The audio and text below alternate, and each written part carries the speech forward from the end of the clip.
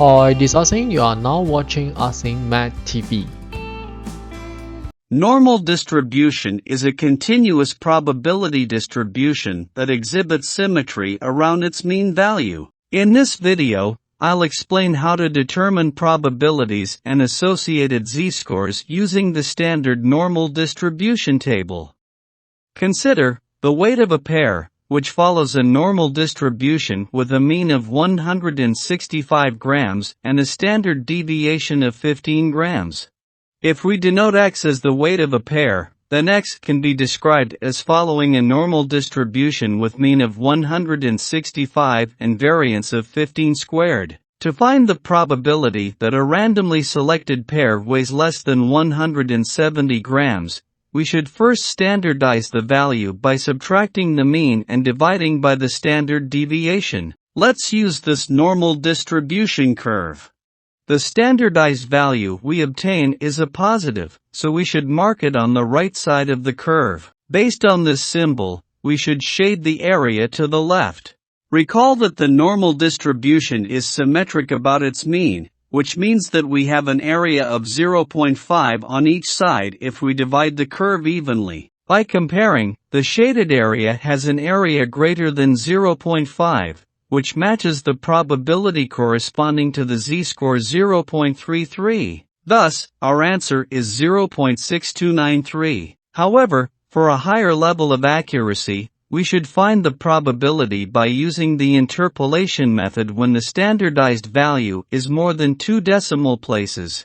Let's determine where the z-score is located. Since it is 1/3, which is somewhere between 0.33 and 0.34 with corresponding probabilities of 0.6293 and 0.6331, respectively. If we let the probability corresponding to 1/3 be k, then using the interpolation method, we obtain this equation. Solving algebraically, we find k to be 0.6305. Now, let's move on to finding the probability that a randomly selected pair weighs more than 180 grams. As usual, standardize the value, and we obtain 1, a positive value. Let's mark it here. Based on this symbol, we should shade the area to the right. From the standard normal distribution table, the probability corresponding to 1 is 0.8413, which does not match with the size of the area that we shaded.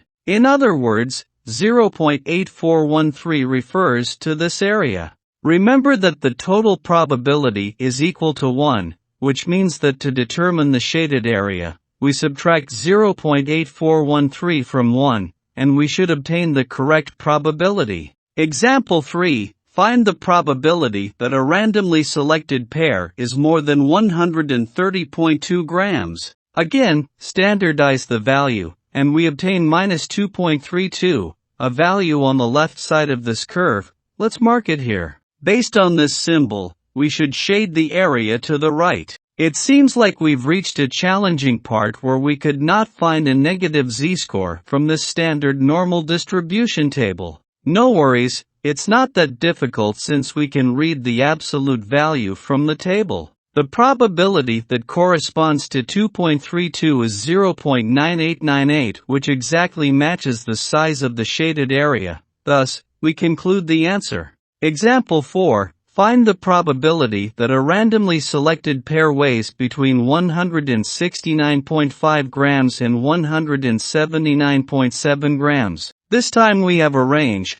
from 169.5 to 179.7. However, it doesn't matter, let's perform standardization as we did previously, and we obtain 0.3 and 0.98, respectively. We should shade this region since the question asks for between. Next, let's find the probability for the corresponding z-scores one by one. The corresponding probability for 0.3 is 0.6179, which is this area, while the corresponding probability for 0.98 is 0.8365, which is this area. Let's combine all the information we obtained, and we can notice that the two areas have overlapped. Therefore, to find the area bounded by the z-scores, we could take the larger area minus the smaller area. In other words, 0.8365 minus 0.6179, and we obtain 0.2186.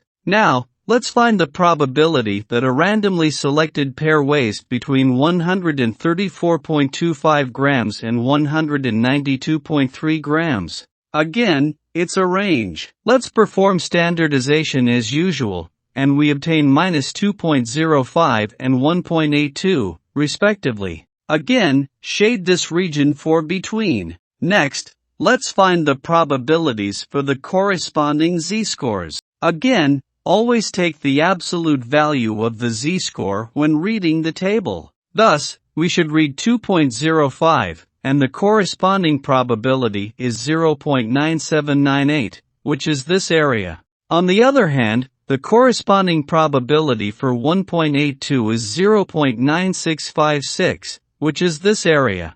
Let's combine all the information we obtained. If we let the left region be A, the middle region be B, and the right region be C, if we sum up the probabilities, region B is double counted. Remember that the probability is always equal to 1, which means that to find B, we could take the sum of 0.9798 and 0.9656, then subtract 1, and obtain 0.9454. After trying a few examples on finding the probability, let's try the inverse, that is finding the z-score. Consider this example. If the probability that a randomly selected pair has a weight less than k grams is 0.8729, find the value of k. To address this, we start by converting the question into a mathematical statement. The probability that the weight, denoted as x, is less than k is 0.8729. Then standardize the value, k. Now, it's crucial to clarify a common misconception. We don't merely equate the z-score to the probability. Z-scores represent points on the line, while probabilities denote the area under the curve bounded by those z-scores. The correct approach is to read the corresponding z-score for the given probability from the standard normal distribution table. To do this, we first conduct a logical test. As we know, z-scores can be either negative or positive. Based on this symbol, we should shade the area to the left. To match this probability, we should have an area greater than 0.5. Thus, this is correct, but not this. Consequently, we conclude that the z-score for this question is a positive number. From the table, the corresponding z-score is 1.14. Now, we can form an equation since both are z-scores. Solving algebraically, we obtain k as equal to 182.1. In our final example for this video, we are given that 40% of pairs weigh less than m grams, and we're tasked with finding the value of m. Once again, we convert the question into a mathematical representation and proceed with the standardization process. We apply logical thinking. If it's not negative, it must be positive. Following the symbol, we shade the area to the left to match the probability, which should be less than 0.5. In essence, we are in search of a negative z-score this time.